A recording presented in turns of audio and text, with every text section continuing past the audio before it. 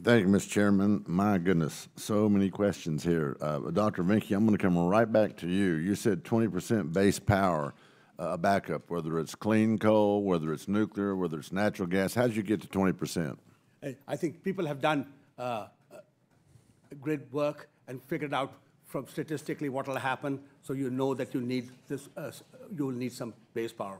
People who know how to manage grids will tell you that you've got to maintain for stability, have a certain backup of steady power. That seems low to me because that's 1/5 of the power required. Somebody may say it might be a little higher. Certainly, it's going to be required. Would you agree that it's better to have more power than less power? It's always good to have.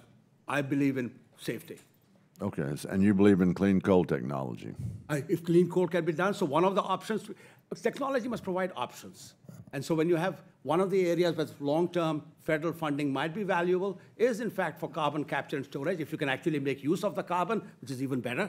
So I actually want to keep those options open, including for large investments, for certain cases, because options is what the technology is about. Well, certainly they are, and I would say the higher percentage is the best option there. And then there are many global countries which are dependent on those. They might have to have some global implications, which might help the overall even carbon. Was it Theodore Roosevelt who said, "Speak softly and use nuclear as backup"? I'm just. Sorry, I get excited. Just asking. Yes. Dr. DeWitte, this question is for you. You were a strong supporter of our nuclear energy legislation, which passed the House 3 times last Congress. You alluded to that. And again, earlier this year as part of the DOE Research and Innovation Act.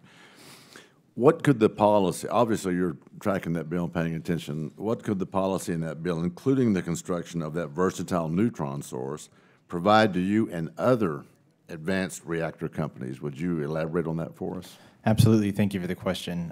That legislation is incredibly important because it enables, one, it opens up the opportunities and streamlines the processes to work with the national labs and take advantage of their infrastructure and capabilities. And it also, of course, paves the way to provide new capabilities with a versatile neutron source or a fast test reactor, which will accelerate both the development of new fuels and materials so that we can get to market more quickly with these technologies and discover entirely new things that we don't even know about today because we don't have those capabilities that a facility like that would provide. All while working with the regulatory agency that would be involved in the process. Absolutely. Which would help expedite that process. And that's critical to it because they need to learn from it and we can all learn together, frankly. You betcha. Now, you also mentioned that France and Sweden had done a really good job of reducing their carbon. Do you know percentages and timeframes?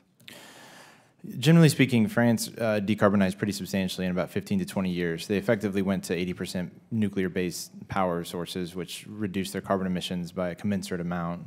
Sweden was a similar time frame and a lesser but a similar impact. It wasn't quite the 80% deep dive. Is France still at 80% today? They're a little less just because they haven't been building as many nuclear plants, and unfortunately they're moving to shut some down, which is a terrible mistake. Okay.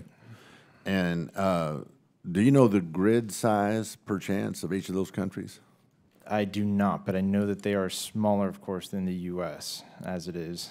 But off the top of my head, I think the French grid is somewhere slightly smaller than Texas. Okay. You were vocal about how, is it Oklo? Is that how you say that? Yes, sir. Oklo is funded through private investment, but this is not the norm for innovative nuclear companies. Why did you choose that model? Because that gave us a pathway to get to market quickly. It also gave us a control of our own destiny. So we weren't at the whims of either a project manager at some agency or the political whims, depending on what was going on, of the government. It gave us insulation from that. It also gave us the ability to focus on what the market wants and not have to cater to what perhaps a grant maker wants. Refresh my memory. How long has the company been in existence? We launched in 2013, and so it's only been about a little over 4 years. And where are you located? We're in Sunnyvale, California. Sunnyvale, California. Okay. Mr. Chairman, I'm going to yield back.